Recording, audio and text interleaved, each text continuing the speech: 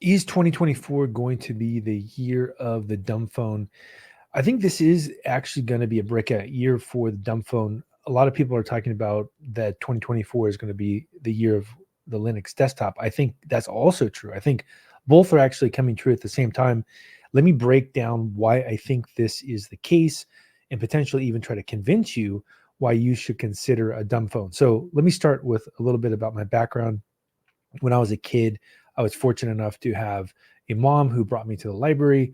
When I was, younger, like, 9, 10, we would go every week, pick up books, and I would read often, maybe even a book a day, for extended periods of my life.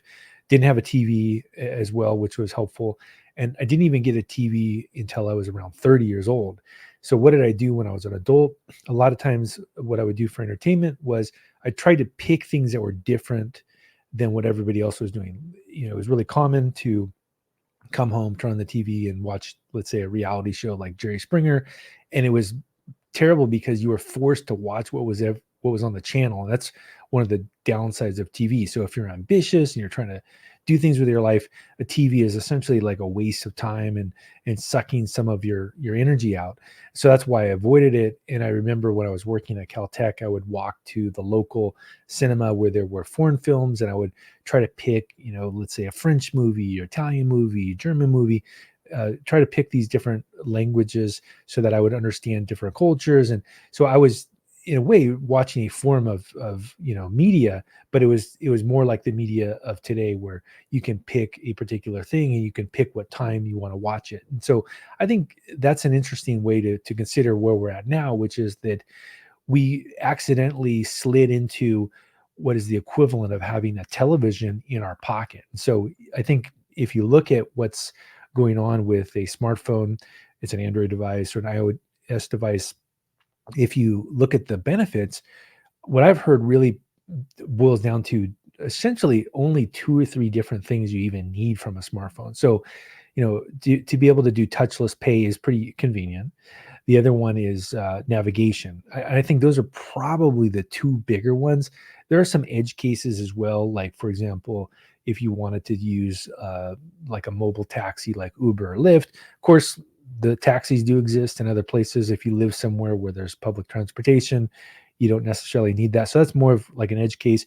And it's possible that there might be some kind of an app or two-factor authentication that requires you to have a smartphone. But if you really think about it, you can live your life without it. And so that's why what I think is going to happen is that people are going to start thinking through the fact that, and let's take Apple, for example, every year we've been convinced that we're supposed to spend $2,000 to upgrade so that we get a TV in our pocket. Now, if you said this to somebody in, let's say, I don't know, 1984, which is kind of a play on words here with Apple, in 1984, you said, look, we're going to build a TV that lets you watch Jerry Springer for hours every single day, and it's going to be shrunk down. It's going to fit in your pocket. And not only is that TV going to be something you can consume, you can participate, right? So you can be on, let's say, Facebook, and you can be part of the Jerry Springer show itself. I think most people would be horrified, but I think that's unfortunately where we're at. And if you take a look at what a smartphone is actually doing for you, really the benefits, some of them are pretty good. Again, like navigation is a really good benefit, or touchless pay, but do they actually outweigh the negative? And so the negative would be spending several hours per day reading the news, scrolling through different things. And I think if we're able to look at this critically, this might be when people start to go, you know what?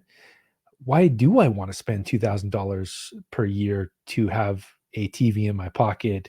Is there another way to get the same benefits, but not have to actually waste all those hours per day? So if you have lots of things you're working on, let's say you're a student, you're a business owner, you're an artist, you're working on lots of different things. You're a creator, right? You're not a consumer.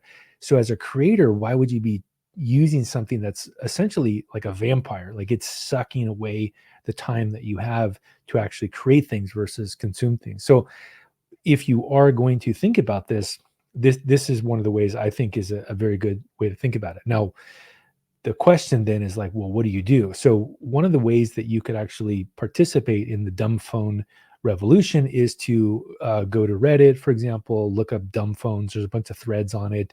Go to some other forum, do a little bit of research, and there is actually, believe it or not, quite a few new dumb phone products. There's Sunbeam is one of the dumb phones. There's like the Light phone.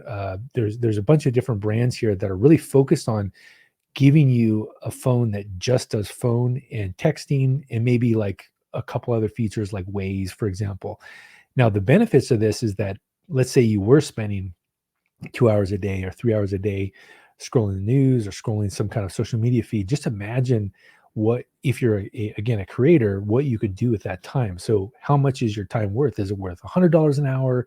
Is it worth $500 an hour? Is it worth $2,000 an hour? You're basically giving yourself that time back. And so I think this is one of the ways to think about it, is if you are actually creating things and there's a bunch of ambition you have with your life, a smartphone actually may be an anti-pattern to consider. Now, that's even beyond the cost, right? Is being convinced every year by marketing people that you have to buy the latest upgrade. Now, that's one of the reasons why I think the dumb phone revolution is potentially going to happen right now. The second one is that if you think about what's happening with Apple and OpenAI, and how really a company that's got a very poor reputation for privacy and a really good track record of doing things that many people feel is like the gray area of ethics, like scraping YouTube and taking all the content for training, or scraping New York Times. If they're partnering with Apple, it's potentially something that a creator should also think about: is why would I want to participate in an ecosystem where we've already shown that this company doesn't respect creators? Why am I paying for someone to disrespect me as well? So I think these are two of the big factors for people to think about in the dumb phone revolution: is A, can I get more time back? B, was I essentially traded a false solution, right? There's some marginal benefits, navigation, being able to do touchless payments. But what did I get for this? Let's say 95% of people, you're now addicted to what is the equivalent of the Jerry Springer show, but it's in your pocket. That trade-off isn't something I want long term. I want to take my life back. And then, the C, which is, why do I want to be part of an ecosystem from anybody that's like an ad based, or like a vampire based ecosystem, whether it's Google or whether it's Apple? So thought I would share some of the ideas. I'll probably write this up in detail about some of the things I'm thinking about. Now, again, I'm not against the technology by any means. In fact, I am on the cutting edge of technology, but I think the ways that we can think about the smartphone is, I think effectively it was an interesting hypothesis that's failed, and that I think more and more people are going to go, you know what, I actually want to reduce.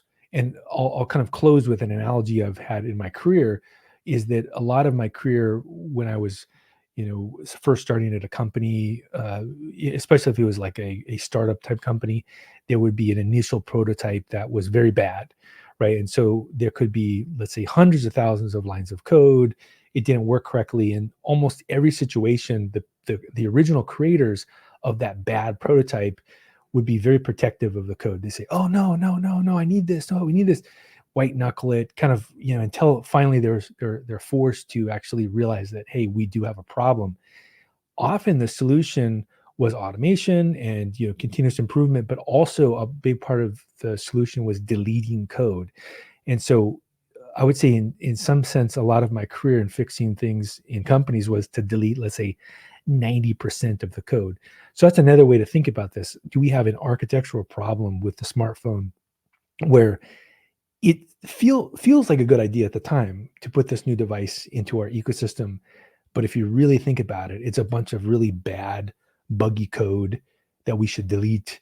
And in fact, most people will likely be much happier in their life. So it's a big step, but something to think about. And I'd encourage you to just do a little bit of research on the dumb phone, and maybe you'll join me as well. All right, talk to you later.